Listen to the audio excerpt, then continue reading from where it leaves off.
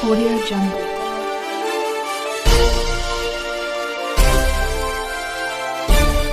Audio Jungle. अध्यक्ष महोदय ह्यांना काय संरक्षण द्यायचं अध्यक्ष महोदय आम्ही देऊ ना अध्यक्ष महोदय कायद्याचं राज्य नाही राहिलंय कशाला वाक्य पाहिजे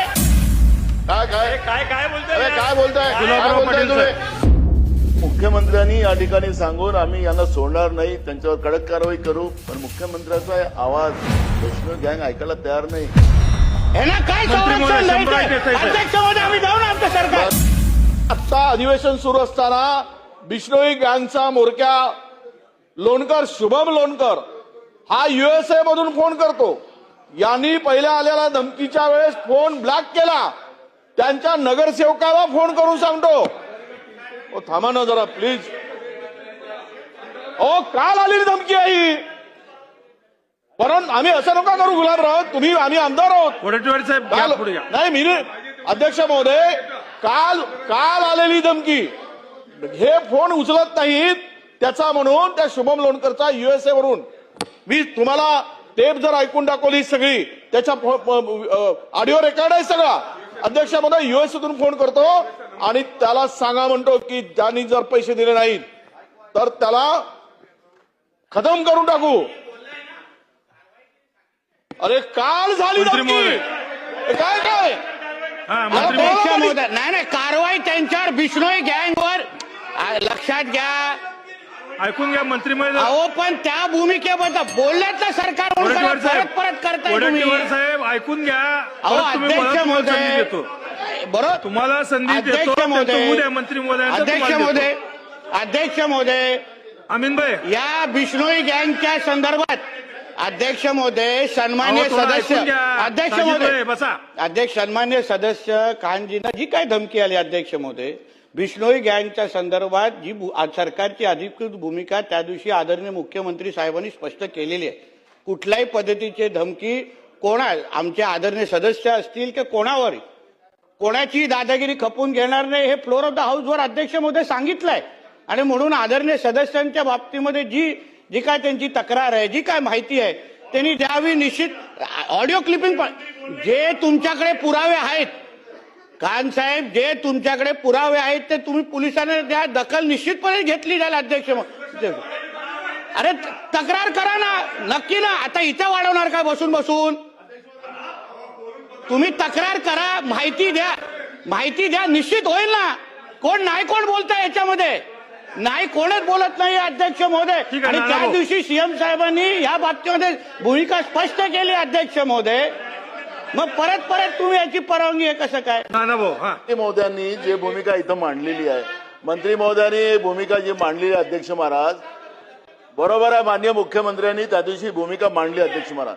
पण मंत्र्यांनी एकदा गोष्ट मान्य केली अध्यक्ष महाराज त्यांच्या बोलण्यातूनच आपल्याला स्पष्ट होतं की मुख्यमंत्र्यांनी या ठिकाणी सांगून आम्ही यांना सोडणार नाही त्यांच्यावर कडक कारवाई करू पण मुख्यमंत्र्याचा आवाज वैष्णव गँग ऐकायला तयार नाही. काल यांना काल परवा ऐका आता तुम्ही आता गडबड नको ऐकून घ्या. काल अध्यक्ष महाराज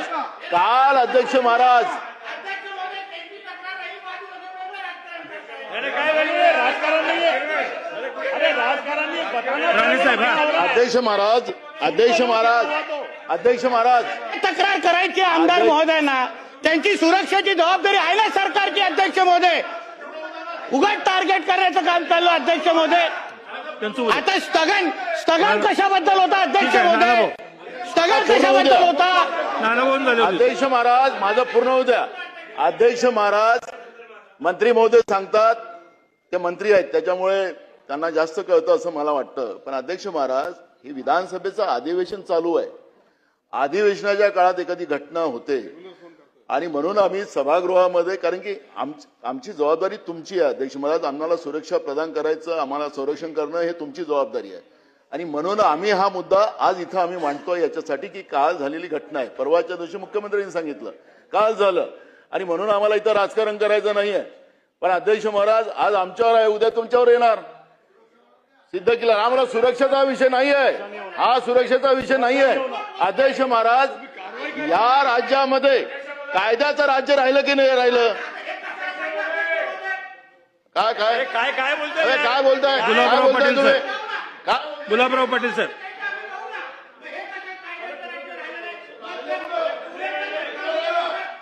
ठीक आहे कसं राणे फास्ट साहेब. ट्रॅक केस चालवली बघ, मग त्याच्याबद्दल कौतुक केलं ना. मग अध्यक्ष महोदय ह्यांना काय संरक्षण द्यायचं? अध्यक्ष महोदय आम्ही देऊ ना. अध्यक्ष महोदय कायद्याचं राज्य नाही राहिलंय, कशाला वाक्य पाहिजे? कायद्याचं राज्य झालं नाही हे कशा? ह्यांना काय मंत्री महोदय, संरक्षण 100 द्यायचं? आहे, साहेब. अध्यक्ष महोदय आम्ही देऊ ना आमचं सरकार. माननीय अध्यक्ष महोदय,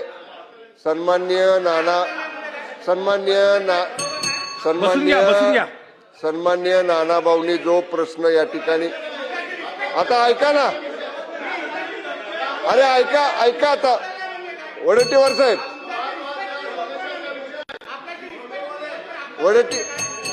सन्मान्य चला, बसून घ्या.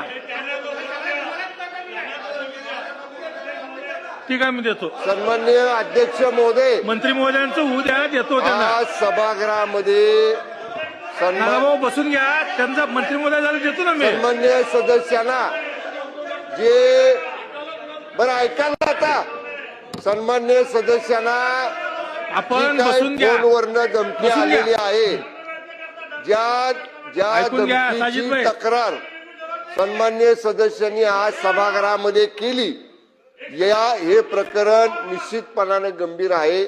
या सभागृहातल्या सगळ्या सदस्यांच्या संरक्षणाची जबाबदारी राज्य सरकारची आहे.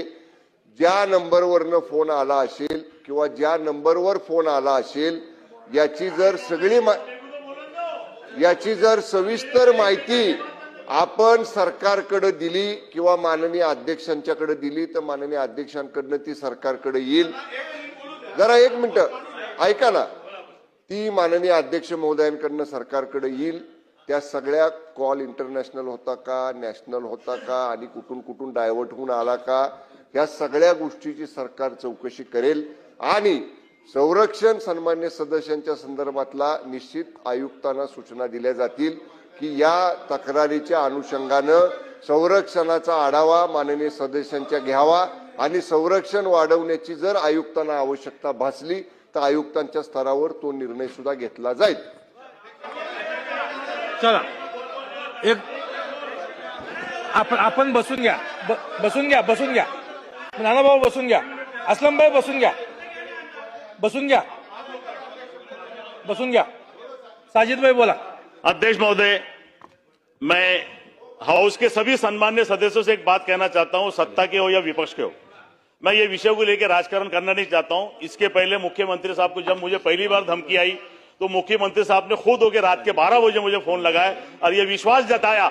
सुन लीजिए मेरे मंत्री महोदय जी, मैं आप ही की बात कर रहा हूं कि मक्खी सुन लीजिए. इसके पहले जब धमकी आई तो मुख्यमंत्री साहब ने खुद रात के 12 बजे मुझे फोन किया, संरक्षण की गारंटी लिए, मेरे को संरक्षण भी मिला. लेकिन बार बार एक सदस्य को धमकी आ रही, ये चल क्या रहा, मैं ये बोलना चाहता हूं.